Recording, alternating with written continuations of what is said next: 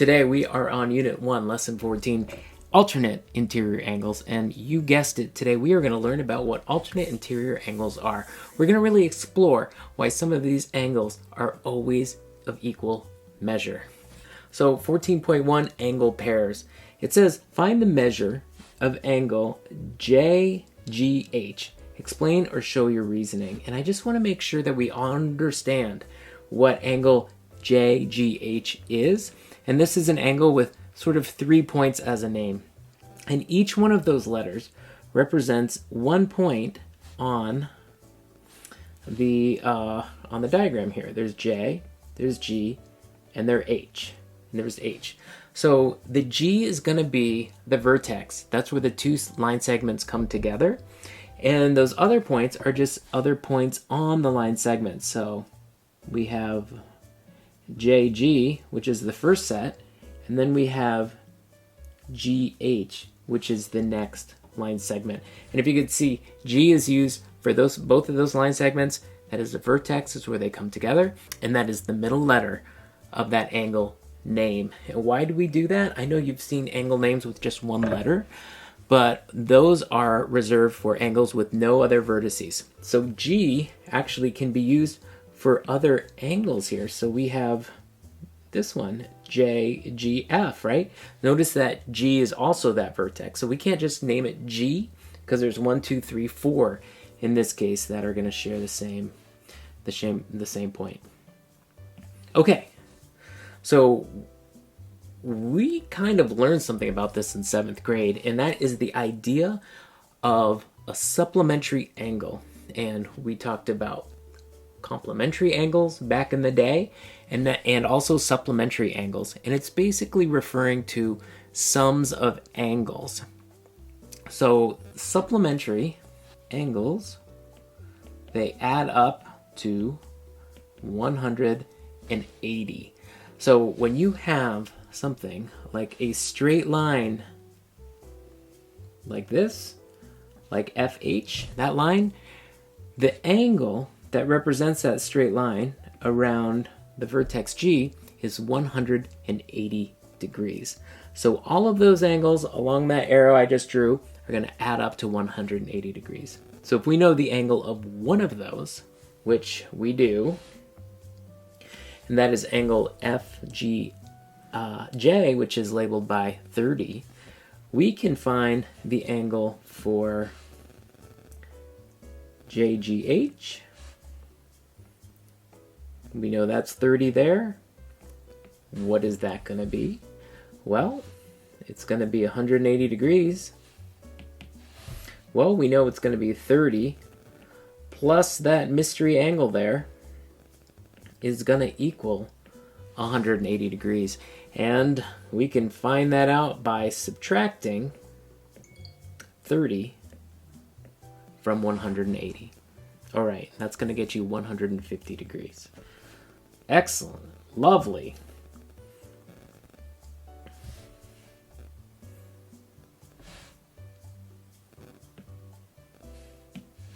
So now we know the answer to that. And as you can see, like both that 30 degree and that 50 degree angle add up to 180 degrees. A nice supplementary angle there.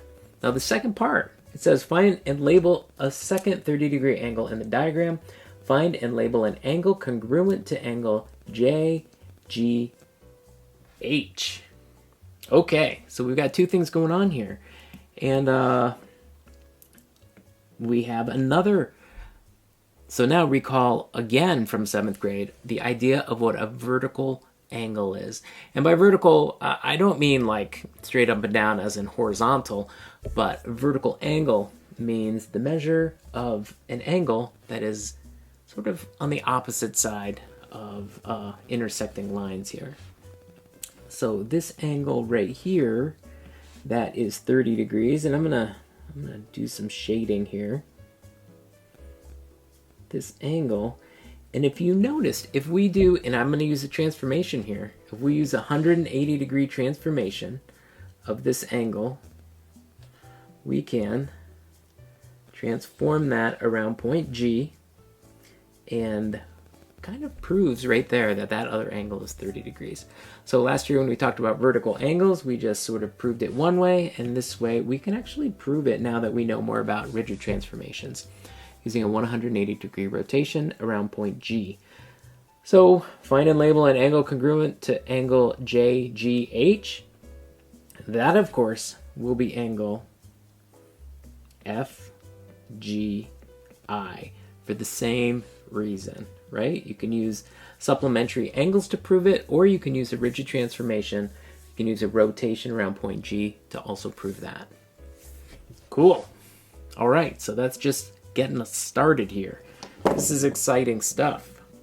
All right, 14.2, cutting parallel lines with a transversal. What's a transversal? Well, a transversal or a transversal line is just when you have a pair of parallel lines. We have one line that meets, it's basically a line that cuts through those parallel lines, okay? It's going to meet at exactly 1 point for each one of those. So if I had a line and I had a set of parallel lines, one line parallel to the other, a transversal line would kind of cut right through it and only meet one time on each of those parallel lines. It's called a transversal. So here we have a situation. We have lines AC. Okay, that would be this one here highlighted in yellow. You can see those two points naming that line AC. And then we have line DF. We know they're parallel because it tells us they're parallel. So we can make all assumptions based on what they've told us. They are cut by a transversal HJ. And that describes this line right here. We have parallel lines cut by a transversal line. What are we supposed to do? Let's find the 7 unknown angle measurements in the diagram.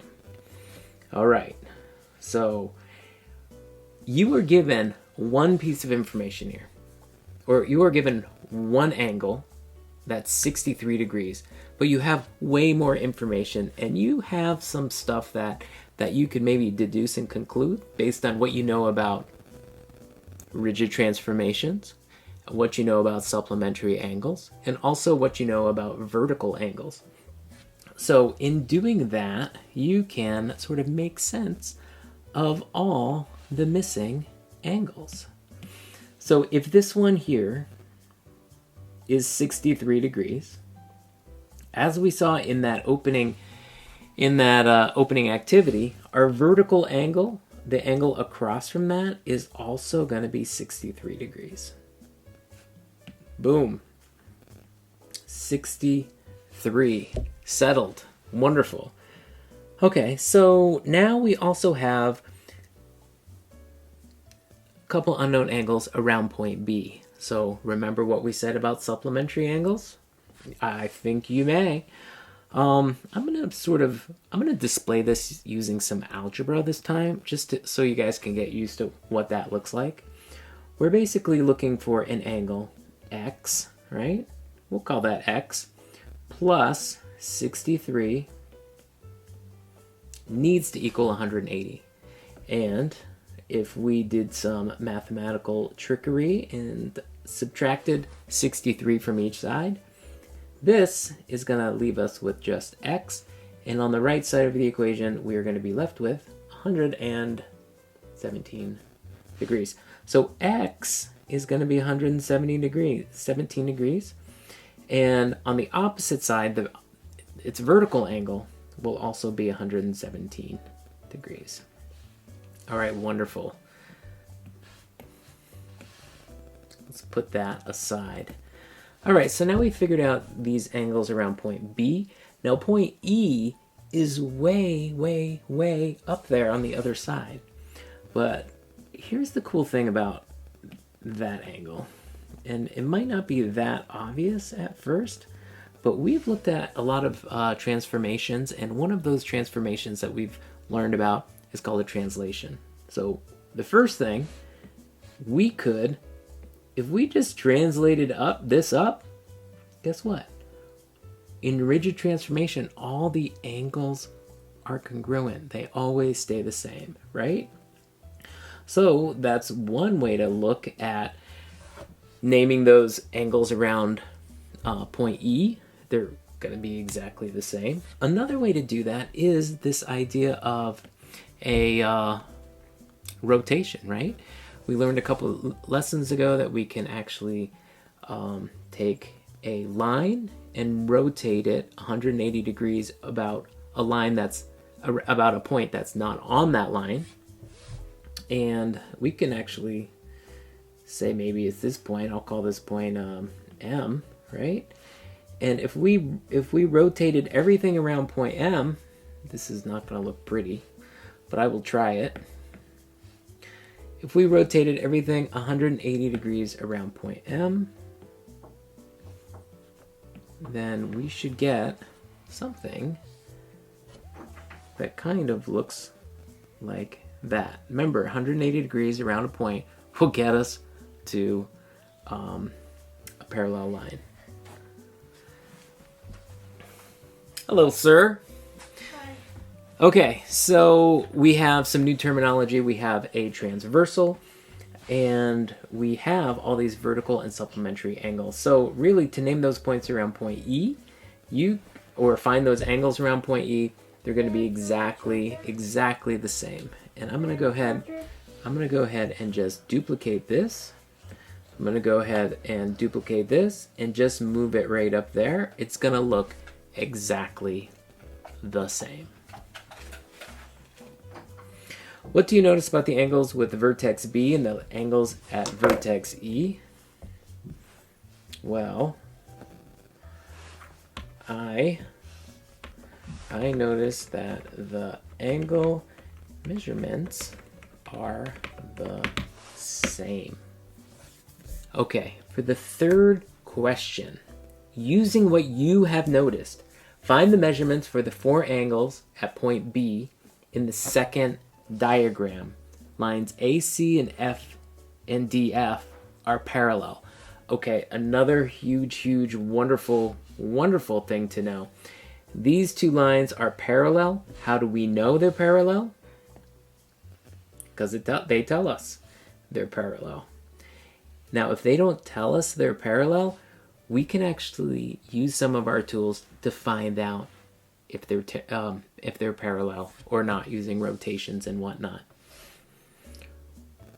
Find the four angles. Okay, so good. So knowing that those two lines are parallel, we have a transversal line that cuts right through it. Some wonderful things are about to happen. So using even just translations, right? If we know these are parallel, and this is 34 degrees here, we know that we can actually translate that down. That's also going to be 34 degrees, right? So that's one thing we can do. We can also find a midpoint between these two lines, M for midpoint, and we can, if we so choose, we can take our angle and then rotate it 180 degrees, and look at that. That's going to match up for also 34 degrees. We can use what we know about vertical angles and name this one 34 degrees, or we can even do another rotation across the other way. And that leaves us to the other angles, right? So we found four right off the bat that are going to be the same. The other four are going to be exactly the same. And we want to use what we know about supplementary angles there.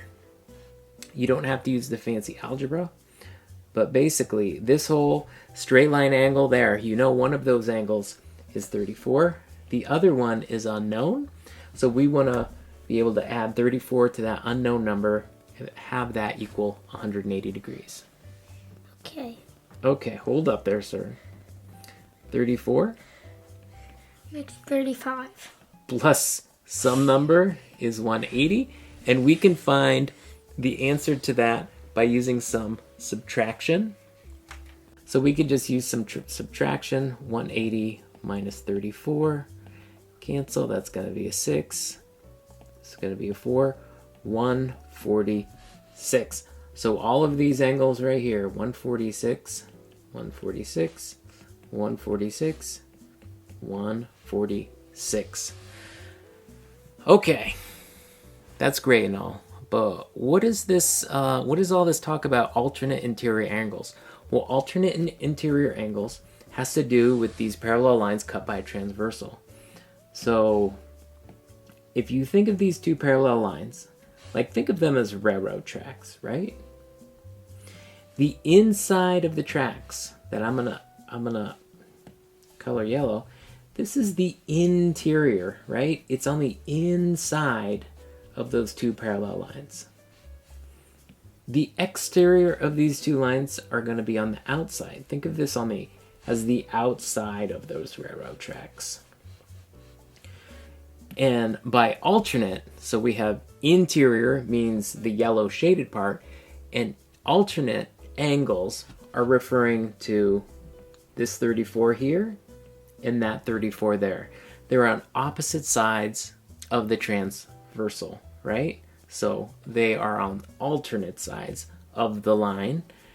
And of course, the 146 and the other 146 are also on the other sides of the transversal line, but still on the inside, on that yellow on the inside.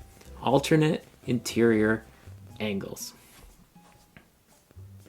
And that's how you can prove that they are, and you can prove alternate interior angles are congruent just by using some of these rigid transformations or some of these tools we've been talking about. All right, number 4.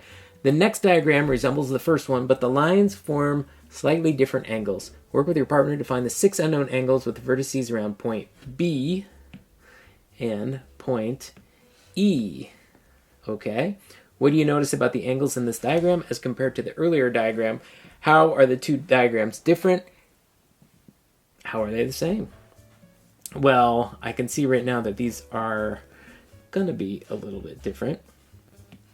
We can look at our vertical angles, of course, and name the opposite angles or the angles on the other side of the intersecting lines there. And we can, of course, find our missing angles by subtracting from 180, making sure all of those angles, in this case there's just 2, add up to 180. And then around point B, it's going to be the same thing.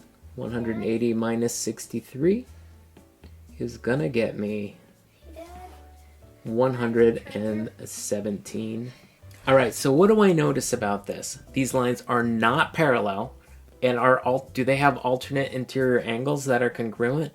They don't. So that only has to do when the lines are parallel with each other. Yeah, there you go. How are they different? How are the same? I mean, that's pretty much sums it up. These lines are not parallel, and the angles around each of the points are not congruent, right? Before we had 2 sets of parallel, we had 4 angles that were congruent around each of those 2 points, but when they're not parallel, they're not going to be congruent. How are they the same? Well, we can say the adjacent angles at each vertex are supplementary, right? And that's always going to be true. And by adjacent angles, I mean angles that are right next to each other, okay? Right next to each other means adjacent. We are going to go to 14.3. Alternate interior angles are congruent. And there's a couple pieces of information that are given. Lines L and K are parallel, and T is a transversal.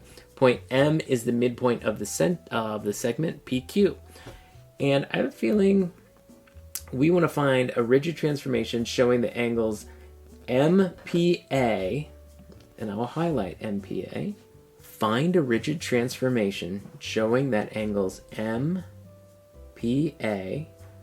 there's MPA here, and angles MQB. MQB. Find a rigid transformation showing that these angles are congruent. All right, well, there's a couple ways to go about this, and if you have some tracing paper, it would be very useful in finding this out. We can use this and we can do this in one shot with a rotation of 180 degrees about point M, and we already talked about that somewhat, right? We rotate around, we can find that those angles match up completely. Now there's another way you can do it. If you translated this up, right, point P to point Q, and then from there you did your 180 degree rotation around point Q, you're going to get those to match up again. So either one of those ways I think would totally be appropriate. Number 2, in this picture, lines L and K are no longer parallel. M is still the midpoint of the segment. Does your argument in the earlier problem apply in this situation? So take a moment. Does this still apply in this situation? And if you said absolutely no, you're absolutely correct, right? This only applies to parallel lines. When the lines are not parallel, you're not going to be able to use those rigid transformations and show that those angles are equal, because indeed those angles actually will not be congruent. So it does not apply this time. All right, nice. We made it this far, and there's some really good things and some really good terminology in this lesson. And basically, when two lines intersect, vertical angles are equal and adjacent angles are supplementary. Okay, that's true, and this is just a review from what we already know from previous years. And the measurement of their sum is 180 degrees. Now, some new terminology for us. When two parallel lines are cut by another line called the transversal line, there are two pairs of alternate interior angles that are created. An interior, of course, we talked about this a moment ago, means the inside or in between the two parallel lines. So that's kind of like the new piece, and that's kind of puzzling still. But if you notice, if you just kind of color in the inside here, this is the interior, and then this angle 4, which is 100 degrees, and this angle 6, it was 110 degrees. Both of those are 110 degrees. They're alternate interior angles, and they are congruent. We're really looking at congruency here. Angle 3 and angle 5 are alternate interior angles, and they are also congruent. That is the main idea. Alternate interior angles are equal because of the 180 degree rotation. And if we were going to be proving this, this is how you can prove it. It's a 180 degree rotation around the midpoint of the segments that join their vertices. It basically takes each angle to the other. So if you created a midpoint right in between there, you can use a 180 degree rotation about that. Okay. Using what we know about vertical angles, adjacent angles, and alternate interior angles, we can find the measurement for any of the 8 angles created by a transversal if we want to know any one of them. For example, you can start with angle 1, that is 70, and that is this one right here in blue. And you can conclude, and you can find out all the other angles just by knowing that one. Of course, number 3 is a vertical angle to number 1. Number 5 is an alternate interior angle. And number 7, another vertical angle. And then we can use what we know about supplementary angles to subtract and find that this is 110 degrees. This is a vertical angle. Angle 6 is vertical angle to angle 8. That's also 110 degrees. We can also use what we know about alternate interior angles to see that 6 and 4 are congruent. And then finally, angle 4 and 2 are vertical angles so they are congruent also. All right. That concludes what you guys should know about this wonderful subject. So a few new words here today. We have transversal or transversal line, and we also have alternate interior angles. All right, excellent. That was awesome. You guys rock and roll. Tomorrow will be another fun-filled, exciting day, but I think you guys have enough for today. Thank you for joining me, and I'll see you next time.